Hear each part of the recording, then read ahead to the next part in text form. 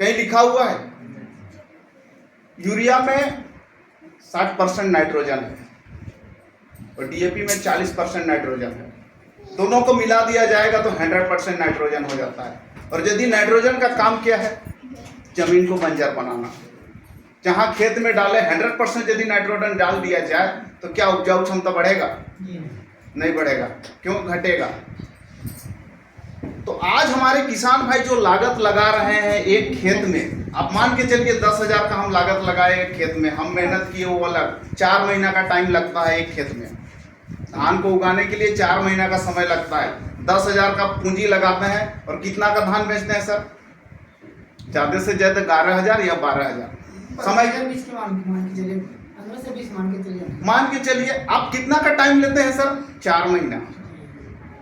सोचने वाली बात है। 4 महीना में यदि हम 4,000 का बेनिफिट कमाते हैं तो उससे अच्छा तो खेती करना बेकार है सर। दूसरा कोई धंधा खोल लेंगे, एक दिन में ठेला चलाएंगे तो 500, 700, 800 रुपया आ जाएगा, आएगा ना? तो फिर क्यों कर रहे हैं? 80% जनता किसान हमारे कृषि से आधारित है भारतवर्ष में, है ना?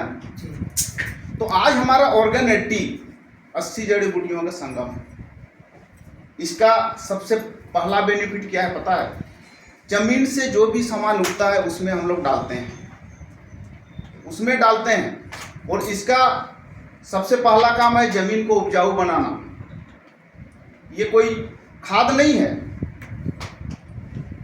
ऑर्गेनिक कोई खाद नहीं है, लिक्विड जैविक हर्बल उत्प्रेरक लिक्विड खाद है। ये बहुत बेहतरीन काम करता है। आप देखते हैं कि आए दिन अभी हम लोग का ये उपजाऊ क्षमता घट रहा है, मिट्टी को बंजर बना रहा है। पहले तो हम ये किसान को सबसे पहले हम ट्राई में दिए थे कि आप जो जैसे हम लोग जमीन को नमी बना के रखना, ये सारा चीज़ है, इसमें सारा गुण पाया जाता है।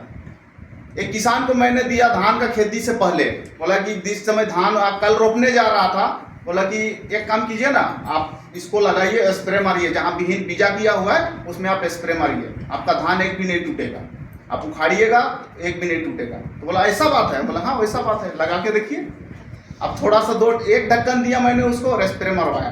बोला कि कल इसको रोपिएगा, उस समय आप उसको उखाड़िए। उखाड़ने के टाइम इतना जमीन को ढीला कर दिया कि धान अपने आप उखड़ना शुरू हो गया, चूना और उखड़ना शुरू हो गया। तो इसमें बहुत सारा बेनिफिट है